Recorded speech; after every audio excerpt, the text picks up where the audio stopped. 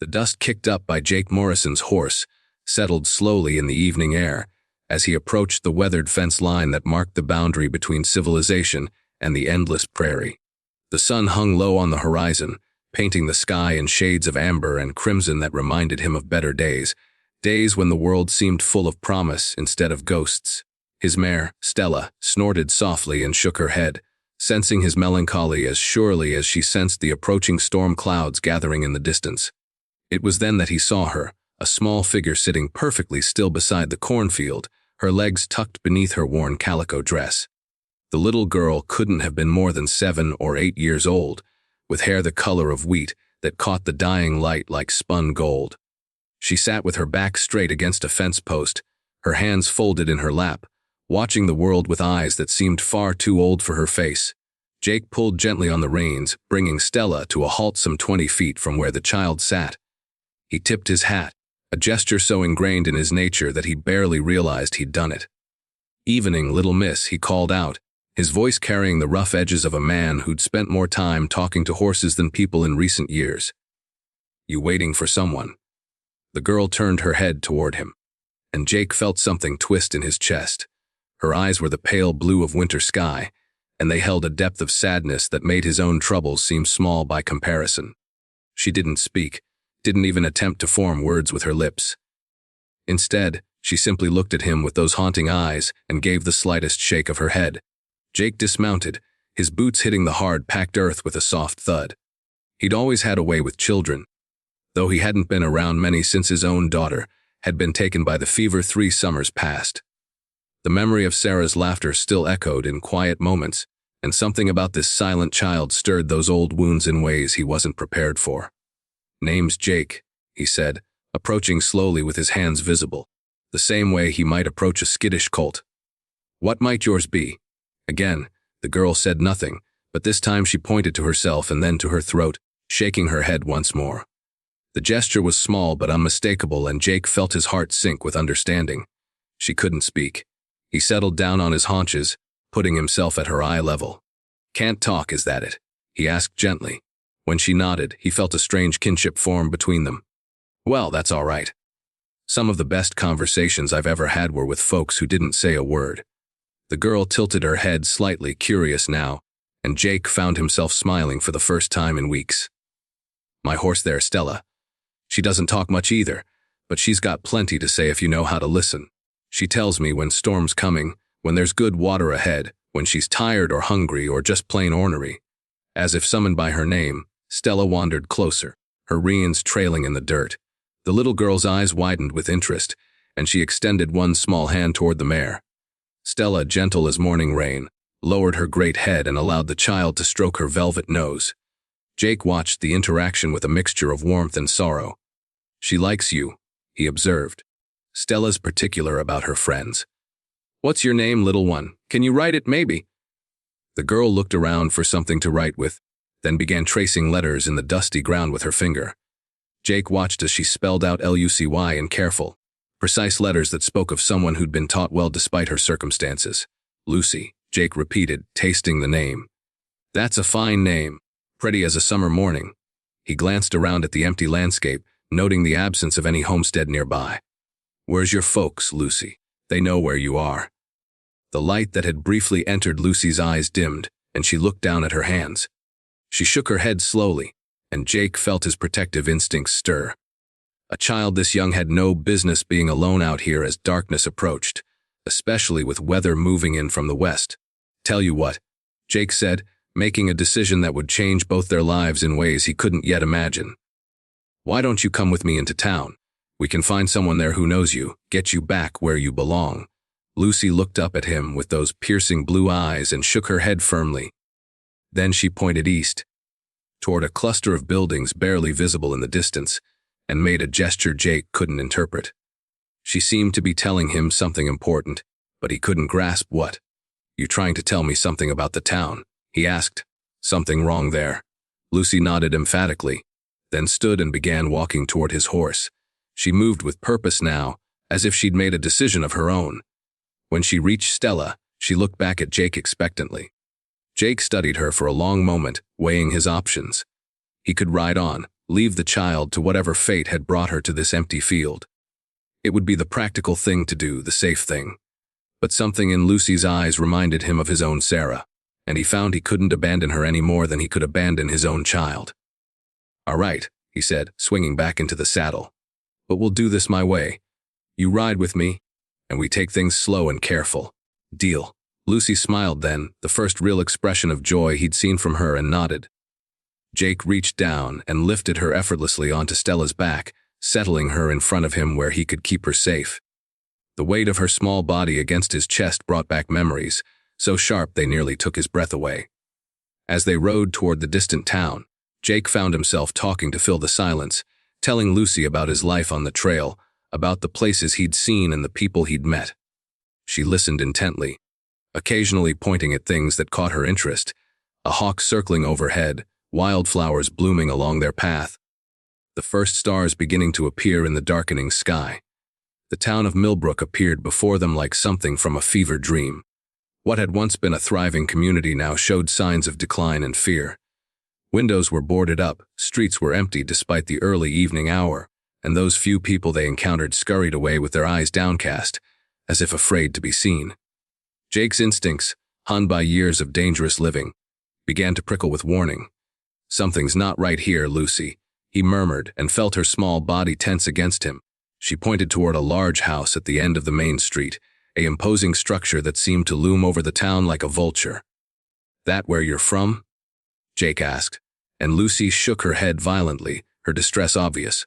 She pointed at the house again, then made a slashing motion across her throat, her meaning clear even without words. Before Jake could process this information fully, 3 men emerged from the shadows between buildings, their hands resting meaningfully on their gun belts.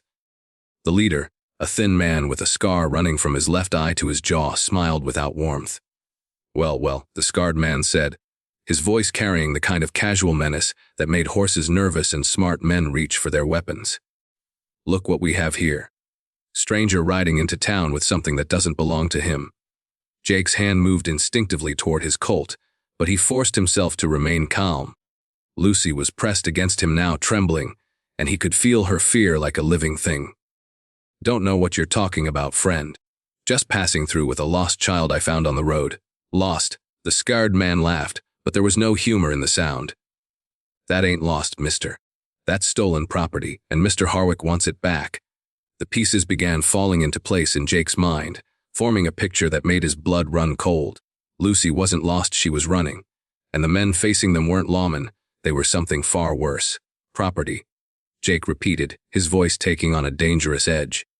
"You talking about this little girl like she's livestock?" "She belongs to Mr. Harwick." Another of the men spoke up, a nervous-looking fellow with twitching hands. "He's been real generous, taking in orphans, giving them homes and work. This one's been nothing but trouble, though. Running off, causing problems." Lucy was shaking her head frantically now, trying to tell Jake something urgent. She pointed at the men, then at herself, then made a gesture that looked like someone striking another person. The meaning was clear enough to make Jake's vision go red around the edges. "Generous, is he?" Jake said quietly, his voice carrying the kind of deadly calm that had preceded violence in a dozen frontier towns. "Generous enough to beat a mute child." The scared man's smile faded. "You'd best mind your own business, stranger. Hand over the girl and ride on, and we'll forget this ever happened. Keep her, and you'll find out why folks around here don't cross Thomas Harwick." Jake was silent for a long moment, feeling Lucy's small hands clutching at his shirt, feeling the weight of a decision that would define the man he chose to be from this moment forward. He thought of his daughter Sarah, of the promise he'd made at her grave to be better, to do right by the world that had taken her from him. "No," he said simply. The word hung in the air between them like smoke from a gun barrel. The scarred man's hand twitched toward his weapon, but Jake was already moving, his Colt clearing leather with the smooth precision of long practice. The click of the hammer being thumbed back was loud in the evening stillness. "Now, you boys just back away real slow," Jake said, his voice steady despite the adrenaline coursing through his veins. "This little girl's under my protection now, and I take that responsibility serious." For a moment, Jake thought they might try him. The scarred man's eyes were calculating, measuring odds, but something he saw in Jake's face made him reconsider, With visible reluctance, he stepped back, his hands moving away from his gun. "This ain't over, stranger," he said. "Mr. Harwick don't forget, and he don't forgive. You'd best watch your back from here on out. I'll keep that in mind." Jake replied, his gun never wavering. "Now, you boys just keep backing away until I can't see you anymore." The three men retreated into the shadows, but Jake knew they weren't gone for good. Men like that didn't give up easy, especially when their pride had been wounded. He holstered his weapon and urged Stella forward, wanting to put as much distance between them and Millbrook as possible before full dark settled over the land. They rode in silence for nearly an hour, the lights of the town fading behind them until they were alone with the stars and the sound of Stella's hooves on the hard, packed trail. Finally, Jake found a sheltered spot near a stream where they could rest for the night, a place where he could see anyone approaching from a long way off. As he helped Lucy down from the saddle, she looked up at him with those remarkable blue eyes and touched her hand to her heart, then to his. The gesture was simple but profound, and Jake felt something shift inside him, some long-frozen part of his soul beginning to thaw. "You're welcome, little one," he said softly. "We're going to figure this out, you and me. Find you somewhere safe, somewhere you can be a kid instead of—" He couldn't finish the sentence, couldn't voice what he suspected about her life in Harwick's house. Lucy nodded, then did something unexpected. She reached up and touched Jake's cheek, her small hand cool against his weathered skin. When she pulled her hand away, Jake realized she'd been wiping away tears he hadn't known he was shedding. As they made camp for the night, Jake found himself watching Lucy with growing amazement. Despite everything she'd endured, she moved with quiet grace and obvious intelligence. She helped him gather firewood without being asked, arranged their simple meal with careful precision, and seemed to anticipate his needs in ways that spoke of someone who'd learned to read people for her very survival. When the fire was burning steadily and they'd shared what food Jake had in his saddlebags, Lucy began to communicate in earnest. Using a combination of gestures, drawings in the dirt, and pure determination, she began to tell him her story. She'd been at Harwick's house for nearly 2 years, she indicated, ever since her parents had died in a cholera outbreak that had swept through the territory. Harwick presented himself as a benefactor, taking in orphaned children and giving them shelter. But Lucy's gestures and expressions painted a different picture, one of children worked like slaves, beaten for the smallest infractions, and worse things that Lucy couldn't or wouldn't try to communicate. Jake listened with growing anger and determination. He'd seen evil men before, had dealt with his share of them over the years, but something about the systematic abuse of children struck him as particularly vile. Lucy had managed to escape during a supply run to town, slipping away when her handler had gotten drunk in a saloon. She'd been hiding in the countryside for 3 days, surviving on berries and stream water, when Jake had found her. "You're brave, Lucy," Jake told her when she'd finished her story. "Braver than most grown men I've known. But you don't have to be brave all by yourself anymore." Lucy looked at him questioningly, and Jake made a decision that surprised him with its certainty. "How'd you like to come with me? I've got a small spread about a week's ride north of here, nothing fancy, but it's peaceful. Got good water, decent grazing for the stock, and nobody bothering anybody." For a moment Lucy's face lit up with hope, but then doubt crept in. She gestured toward the south, toward Millbrook, and made that slashing motion across her throat again. "Harwick," Jake guessed, and Lucy nodded. "You think he'll come after us?" Another nod, this one emphatic. Lucy began drawing in the dirt again, showing Jake what looked like a map. She marked several locations with guess, then pointed at herself and shook her head sadly. The meaning was clear. Harwick had a long reach, and other children had tried to run before. Jake studied the crude map, his mind working. He'd dealt with men like Harwick before, bullies who used fear and violence to control others. The key was making the cost of pursuit higher than the value of what they were chasing. But with a child involved, the stakes were different, more complex. "Lucy," he said finally, "I want you to understand something. I'm not a good man, not in the way most folks would count it. I've done things in my life that I'm not proud of, hurt people who probably didn't deserve it. But I've never hurt a child, and I never will. If you come with me, I promise you'll be safe. But that might mean I have to do some things that aren't pretty." Lucy studied his face for a long moment, those wise blue eyes seeming to look straight through to his soul. Then she reached out and took his hand, squeezing it with her small fingers, The gesture was answer enough. They slept in shifts that night, Jake keeping watch while Lucy curled up near the fire with Stella standing guard nearby. The horse had taken to the child immediately, showing the kind of protective instinct that Jake had rarely seen in animals. It was as if Stella understood that Lucy was something precious, something worth defending. The next morning dawned clear and cold, with frost covering their blankets and the stream running like liquid silver in the early light.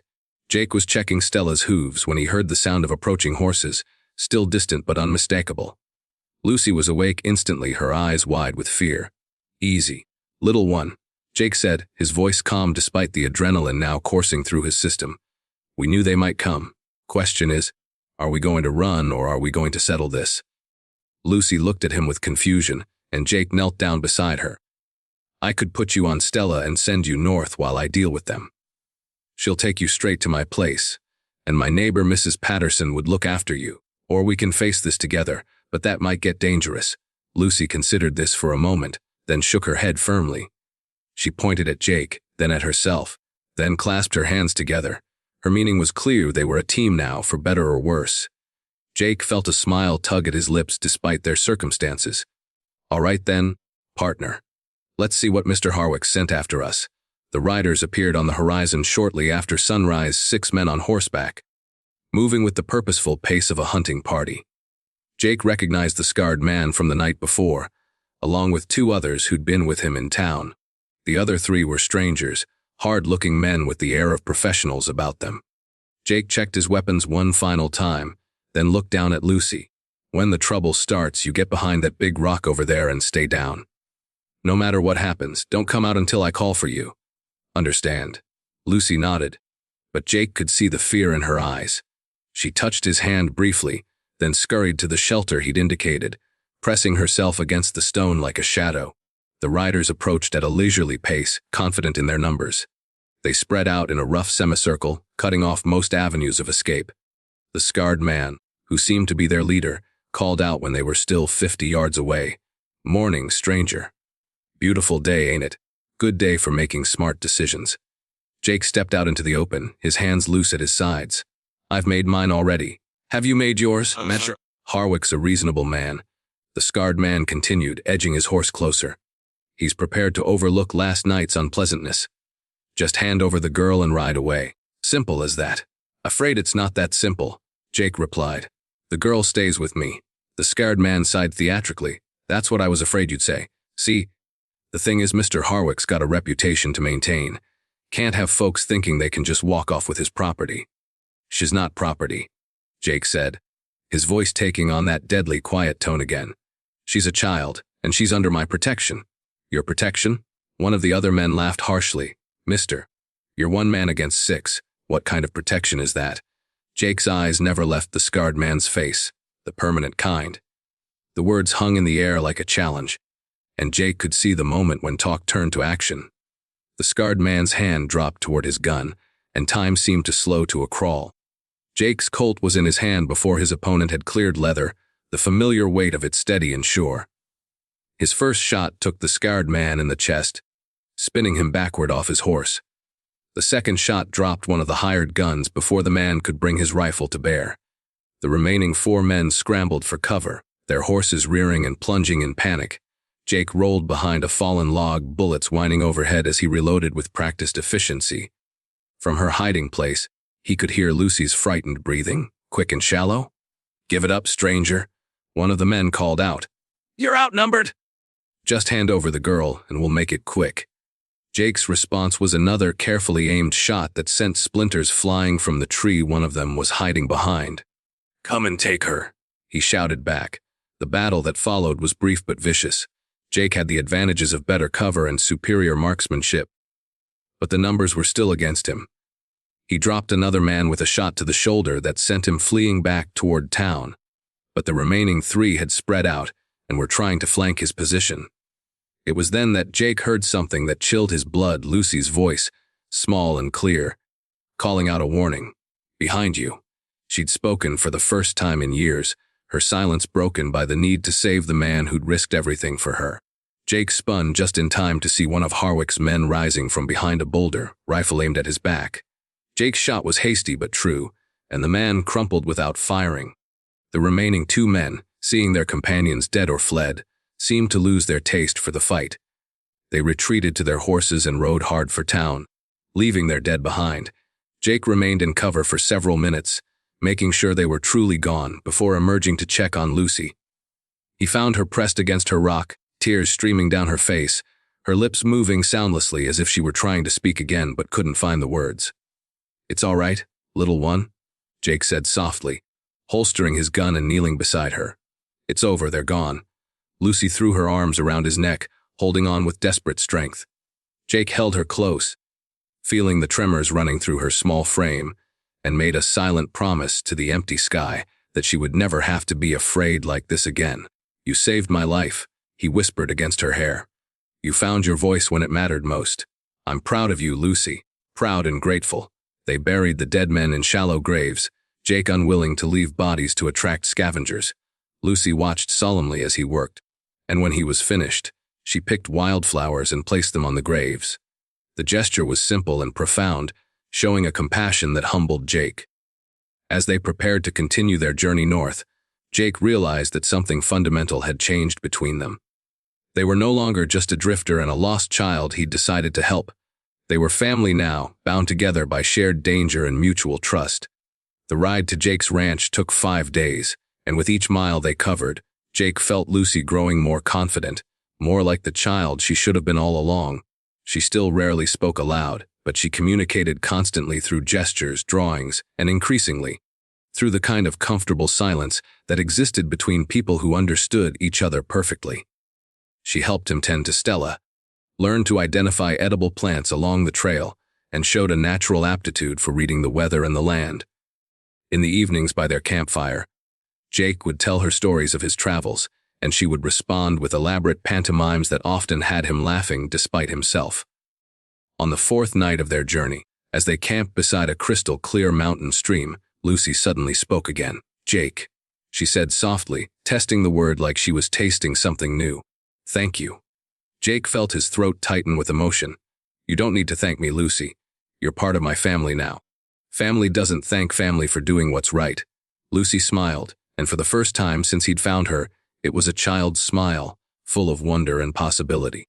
"Family," she repeated as if she were learning a new language.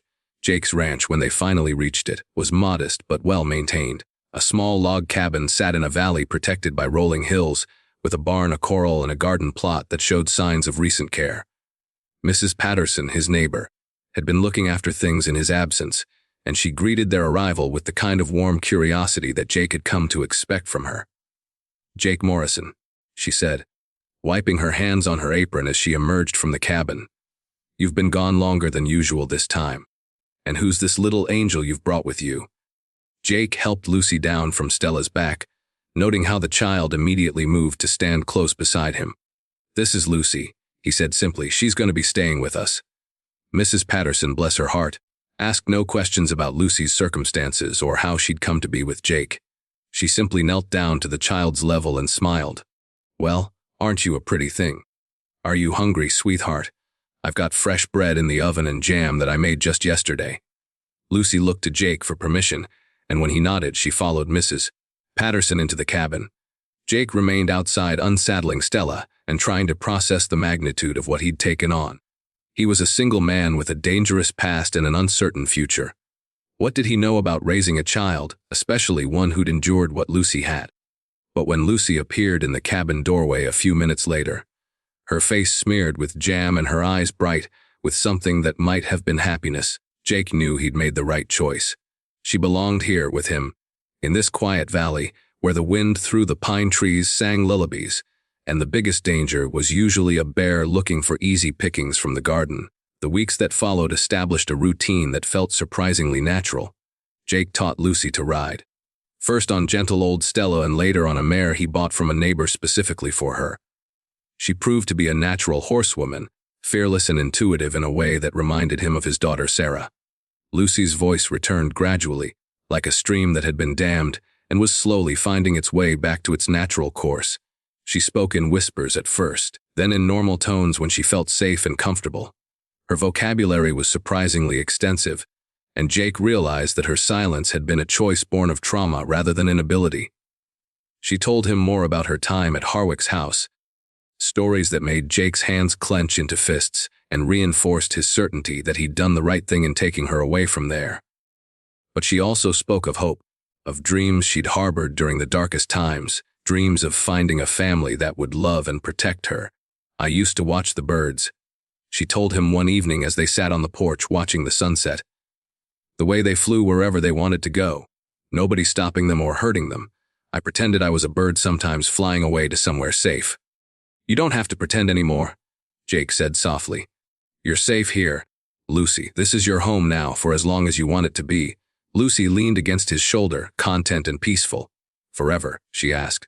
"Forever," Jake confirmed, and meant it with every fiber of his being. Winter came early that year, blanketing the valley in pristine white snow that transformed their modest ranch into something magical. Lucy delighted in the snow, building elaborate sculptures and learning to help Jake care for the livestock in harsh weather. She proved to be remarkably resilient and capable, approaching each new challenge with the kind of determination that spoke of a strong spirit that hadn't been broken despite everything she'd endured. It was during a particularly brutal blizzard in February that they received their first word of Thomas Harwick. Since the confrontation on the trail, a lone rider fought his way through the storm to their door, bearing news that Harwick had been arrested by federal marshals for running what amounted to a child slavery operation. Several other children had been rescued from his house, and testimony from them had painted a picture of systematic abuse that had shocked even hardened lawmen. They found evidence of at least a dozen children who'd passed through his hands over the years. The messenger told Jake as they stood by the fire, snow melting from his coat. Most of them worked to death or worse. The ones they saved are being placed with families throughout the territory. Jake felt Lucy's hand slip into his, and he squeezed it gently. "What about Harwick himself? Sentenced to hang?" The messenger replied grimly. "Justice moves fast when children are involved. He won't be bothering anyone ever again." After the messenger had gone, Jake and Lucy sat together in comfortable silence, processing this news. Finally, Lucy spoke. "I'm glad he can't hurt anyone else," she said quietly. "But I don't feel happy about it." "Is that wrong?" Jake considered her words carefully. "No, Lucy, that's not wrong. That's what makes you a good person. You can want justice without taking joy in another person's suffering. That's a hard balance to strike, but it's important." Spring arrived like a benediction, bringing with it the promise of new beginnings and fresh starts. Jake began teaching Lucy to read and write beyond the basic skills she'd already possessed, using books that Mrs. Patterson had brought from town. Lucy proved to be an eager and quick student, devouring knowledge like she'd once hoarded scraps of food. As the months passed, Jake watched Lucy bloom like one of her beloved wildflowers. The haunted look gradually faded from her eyes, replaced by curiosity and joy. She laughed frequently now, a sound that never failed to warm Jake's heart. She made friends with the local children when they rode to town for supplies, though she remained somewhat shy and preferred the quiet of their valley to the bustle of civilization. On a warm evening in late summer, nearly a year after Jake had first found Lucy sitting by that cornfield, they sat together on their porch watching the stars emerge in the darkening sky. Lucy, now 8 years old and growing like a weed, was nestled against Jake's side with a book in her lap.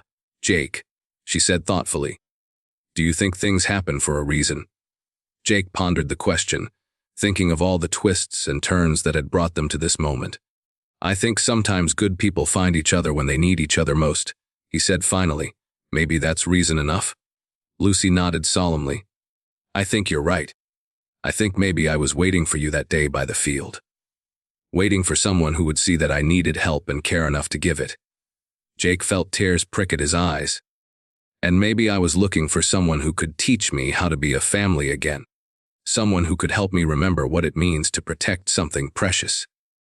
Lucy looked up at him with those remarkable blue eyes, no longer sad but filled with love and trust and the kind of contentment that comes from being exactly where you belong. "We're a good team, aren't we, Jake?"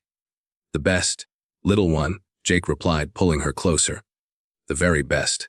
As the stars wheeled overhead and the wind whispered through the pines, Jake Morrison and Lucy sat together in perfect silence, no longer two lost souls adrift in a harsh world, but a family forged by circumstance and strengthened by love. The silence between them spoke volumes of healing found, of trust rebuilt, of futures bright with possibility. In the distance, a coyote howled its lonely song to the moon, but in their small corner of the world, neither Jake nor Lucy felt lonely anymore. They had found what they'd both been searching for without even knowing it: home, family, and the kind of love that transforms broken hearts into something stronger than they'd ever been before. The Wild West was a hard place, full of danger and heartbreak and loss. But it was also a place where second chances were possible, where a mute little girl and a grieving cowboy could find each other at exactly the right moment and create something beautiful from the ashes of their separate tragedies. Their silence had indeed spoken volumes, telling a story of redemption that would echo through the years to come. A testament to the power of compassion in a world that often seemed to have forgotten what compassion meant.